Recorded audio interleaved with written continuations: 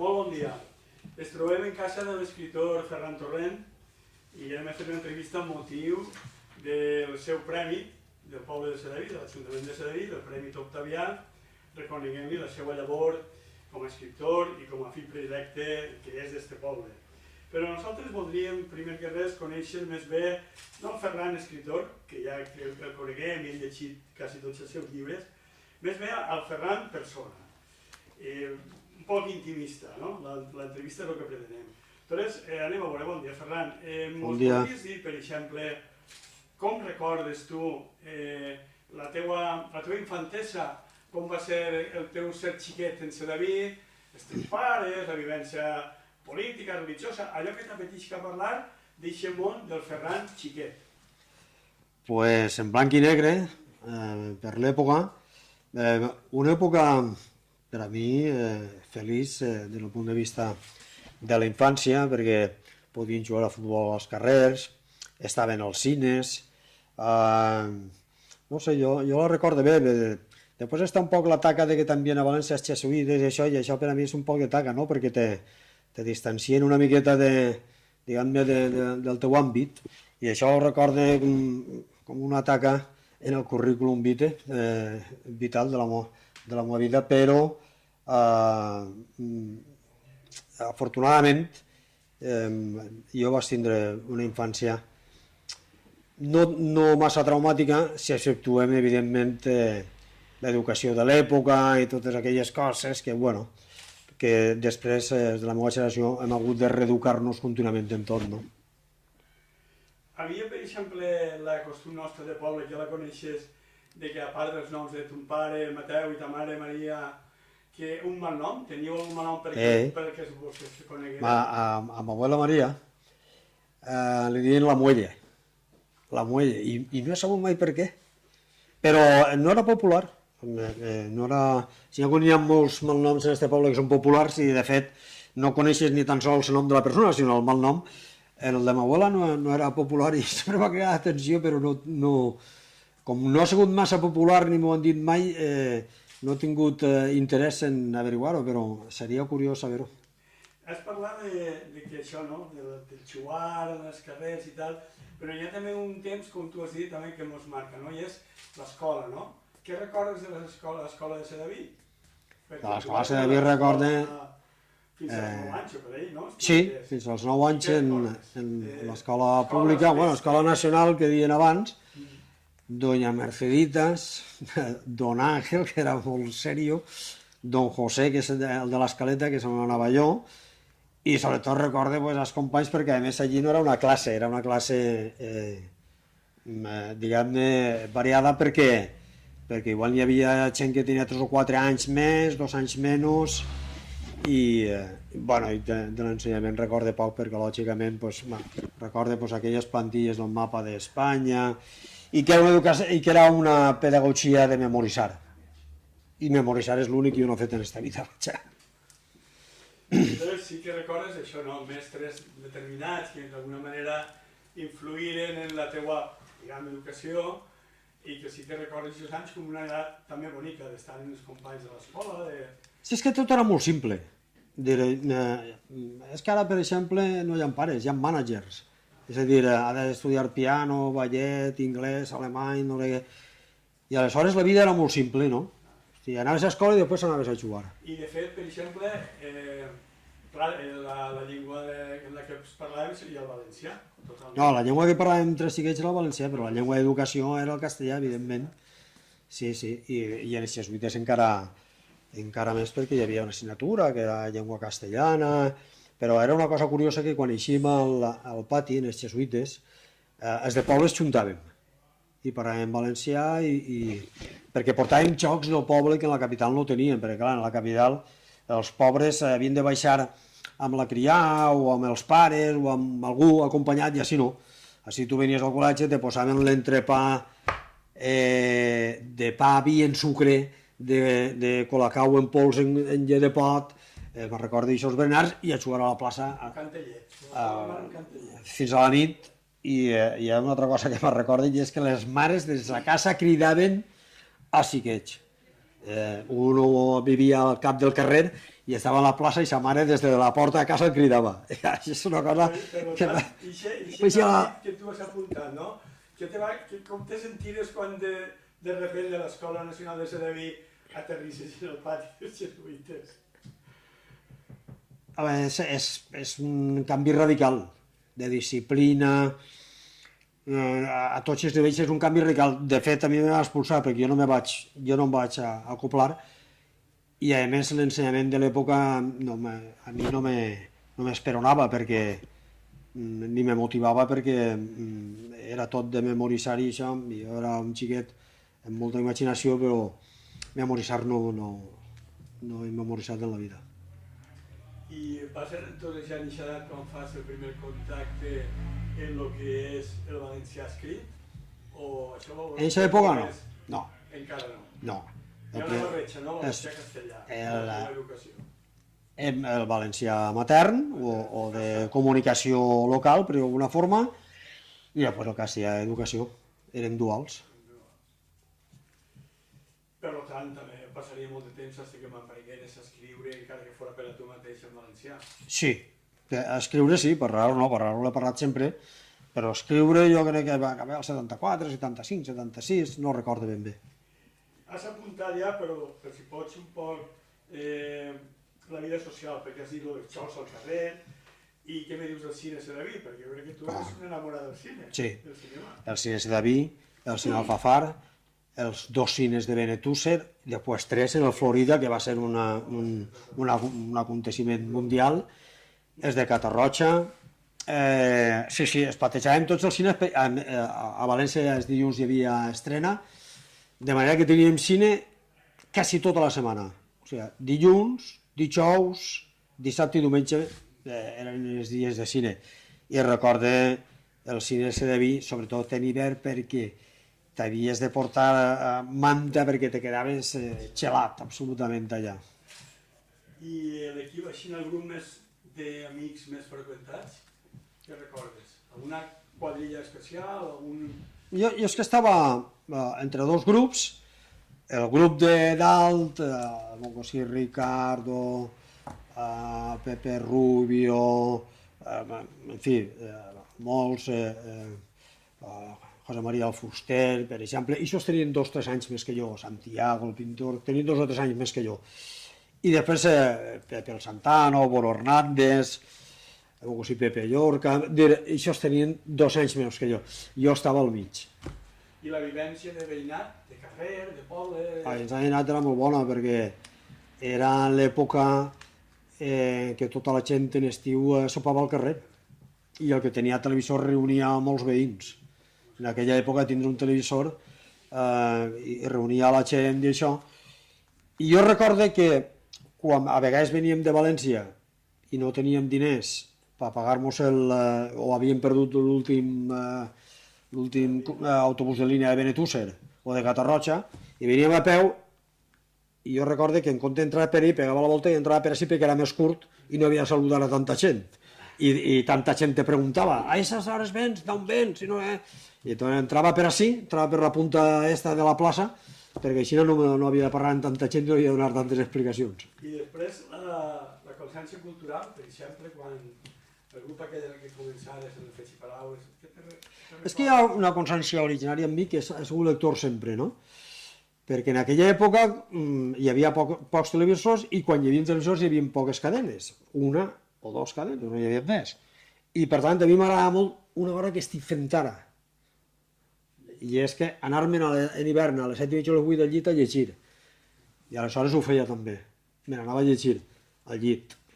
És a dir, per tant, diguem-ne que aquesta és la primera consciència cultural, que no és consciència, perquè no tens consciència que això sigui un fet cultural, sinó que és un fet d'entreteniment. I el fet cultural, doncs bé, suposa que un poc abans de la mil i això, suposa. Vas fer la mili? Sí, en capitania amb Milan del Bosch, que tenia un gos que li deien Bruno, que tenia tanta mala llet com ell el gos.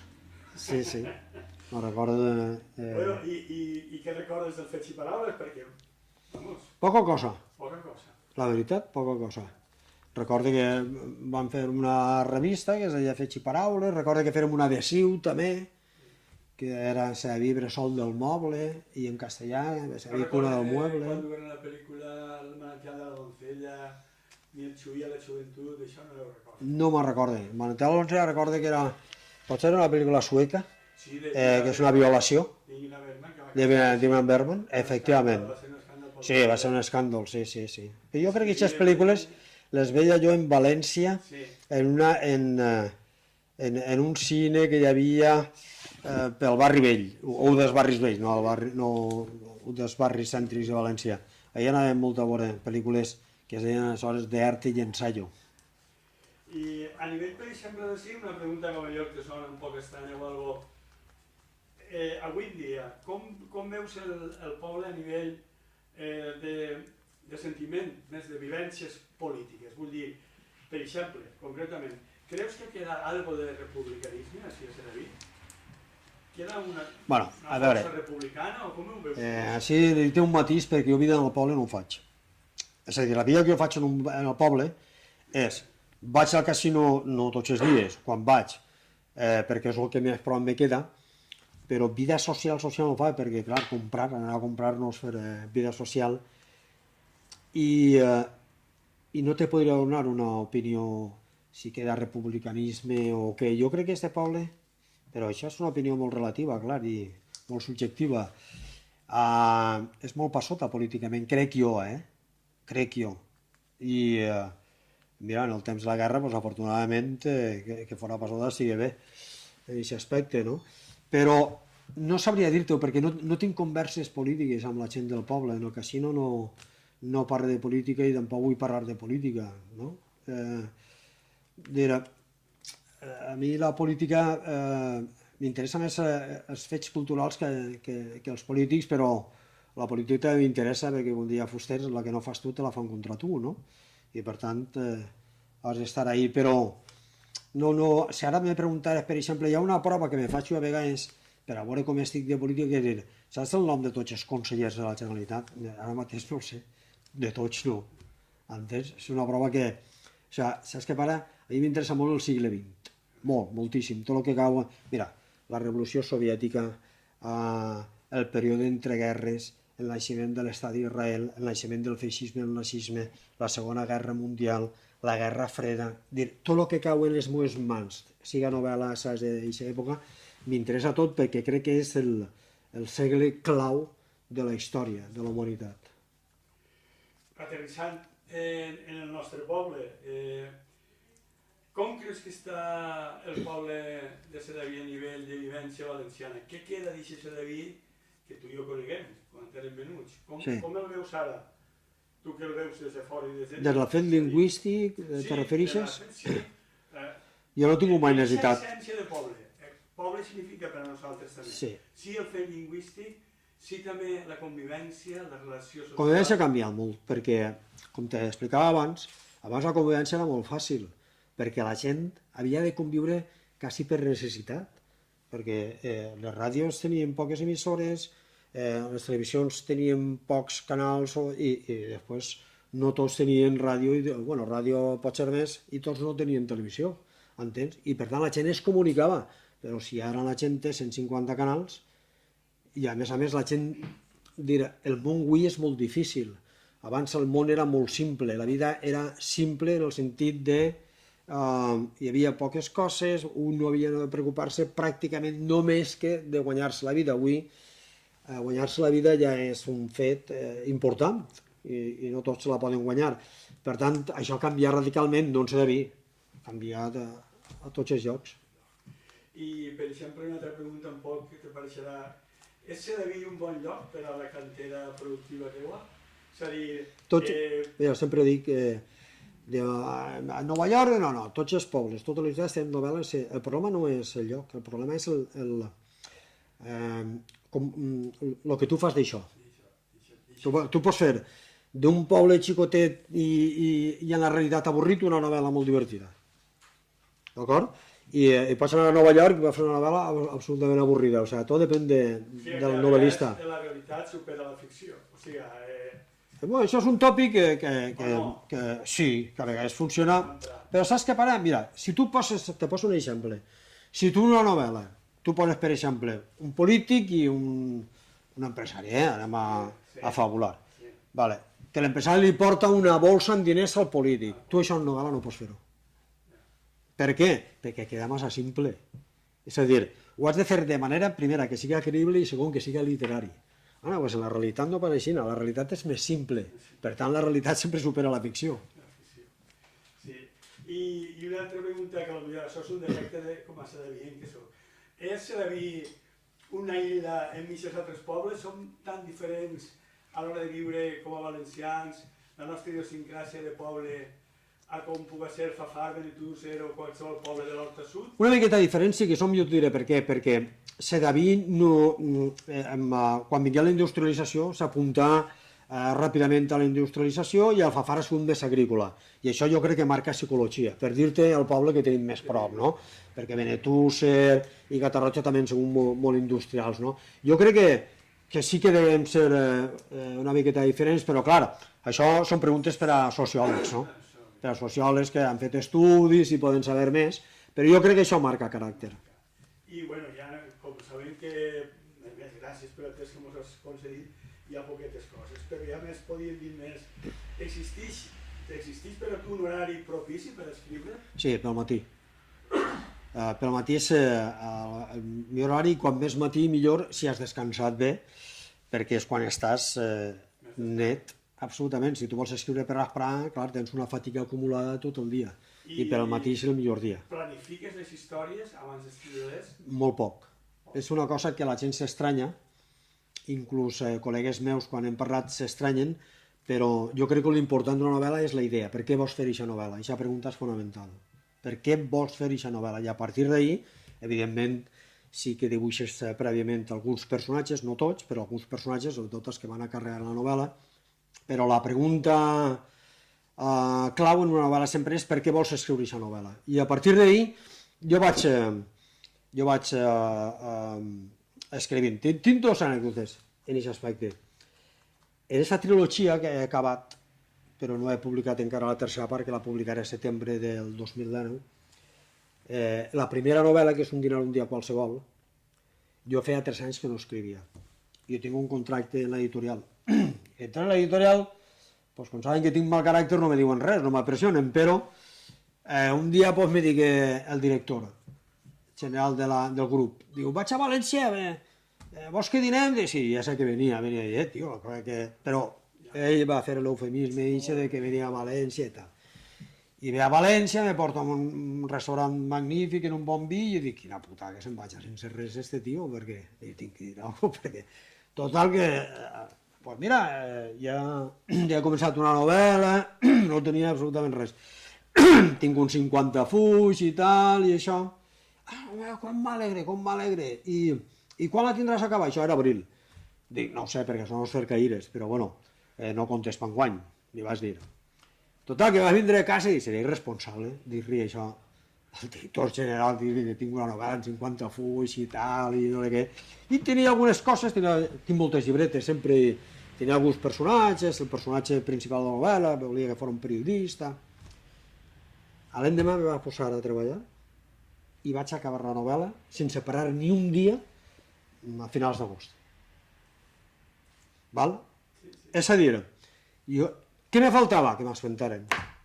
És a dir, perquè sempre que comença una novel·la va dir, va, demà, perquè és entrar en el puto infern de la novel·la, no? Dir, altra vegada, hòstia, porta 36 anys ja en la puta novel·la, ja sempre entres en la d'això i estàs molt fart, perquè saps que quan entres, però almenys jo, ja no vas eixir d'ahir. I ja ve la botxeria, l'obsessió a la novel·la. I ara en l'última novel·la m'ha passat un poc el mateix. L'any passat tenia 126 fulls escrits i me van passar dues coses. Una, no era el moment d'escriure, no tenia ganes i ho vaig deixar dir. I dos, no tenia el contracte firmat. I dic, no, fins que no me firmin el contracte no escric. Val? I en abril firmant un contracte. És la novel·la més llarga que he fet, que té 530 fulls de moment, perquè ara venen les repassades successives que ha de fer la novel·la. I també, per això no va ser que m'espentaven, sinó que quan t'entra la novel·la, tu veus això és graciosíssim. Això ho gaste jo això quan ho contes la gent se descollona perquè diu, com pot ser això, no? Sí, O sigui, un escritor, vale, que escriu a mà com jo les primeres versions, perquè tinc tendinitis d'escriure. No, és que clar, això és per deportistes, això, o sigui, la meva escritura la vull de portar als Jocs Olímpics, no? D'escriptura a mà, no? I me vas posar a escriure, no he tingut ni un dia de vacances, estem a octubre, encara no he tingut ni un dia de vacances, i a l'agost i juliol va ser horrorós, perquè escric a baix, en estiu, que fa més fresca, a vegades s'ha d'obrir, sempre hi ha algú que te saluda, tens la finestra oberta, què fas? Que he escrit una carta. No sé, saps què passa? I la gent a vegades s'estranya que puguis fer una novel·la en 3 mesos. Hi ha grans novel·les, La cartoixa de Parma, de Stendhal, se va fer en un mes. Però bueno, Tolstoi recorda que va fer un conte breu, que és un conte llarg, o un conte, no tan breu, en una setmana. És que això depèn del moment. Jo he estat en novel·les 2 anys escrivint, que eren novel·les aparentment més simples, i novel·les aparentment, o que són més complexes, 4 o 5 mesos, però compte, perquè això és la primera redacció, pots estar un any repassant. Bueno, pues, abans de fer-te la pregunta ja, que seria quins són els teus autors preferits i què recomanaries als profanos com nosaltres alguns llibres que seria interessant llegir. Pues mira, no te vaig a dir, no contesta mai aquesta pregunta i dir per què, perquè n'hi ha tants, afortunadament, d'autors i autores preferides que em podria dir i me'n deixaria 150. I després de lectura, variada sempre. Ara, per exemple, jo estic llegint les memòries de Leopold Trepper, que era el cap de la xarxa d'espionatge de la Unió Soviètica dins del Tercer Reich, en Alemanya. I ell té unes memòries magnífiques, perquè és un jueu polonès, i està perseguit com a jueu, com a comunista, i a més estan ben escrits. És un llibre que vas trobar d'aixòs de 3 euros, que estan descatalogats, i estic passant-ho magníficament bé, no? Però sempre he llegit variat, i sempre combina assaig i novel·la, Pues ara sí, l'última ja. A veure, com te sents sabent que demà el teu ajuntament va premiar-te en els Premis Octavià, que és el premi més important que dona l'Ajuntament de Sedaví? Com te sents? Jo ja sé que tu eres una persona que no... Te vaig a ser sincer. A mi aquestes coses m'incomoden, però m'incomoden des del punt de vista de la meva timidesa per a aquestes coses. No és que m'incomoden això, però això no ho acceptaria, entén? Estic molt agraït que l'Ajuntament de Sedaví, però a mi personalment els premis aquests m'incomoden. Perquè no sé, jo no sé com no sé què fer en aquestes coses, entens? Jo no tinc un perfil institucional i jo no sé què fer en aquestes coses. No, jo preferiria que no me'n donaren mai més cap institucionals ni en metàl·lic, ni al metàl·lic, si fa falta tots els que vulguin, però vull dir, no sé comportar-me en aquestes situacions. Jo no sé comportar-me, però repetís que estic agraït perquè han pensat en mi, però que sigui l'última vegada que ho facin. Bueno, doncs moltíssimes gràcies per el teu temps, per la teua conversa, per explicar-nos coses tan personals, i ens veurem demà. Jo tinc la gran sort demà de ser la persona que tinc que presentar els teus mèrits. Per què has merescut un Premi Octavià? I te puc assegurar que n'hi ha motius fonamentals. N'hi ha bons motius. Tinc ganes que passi demà.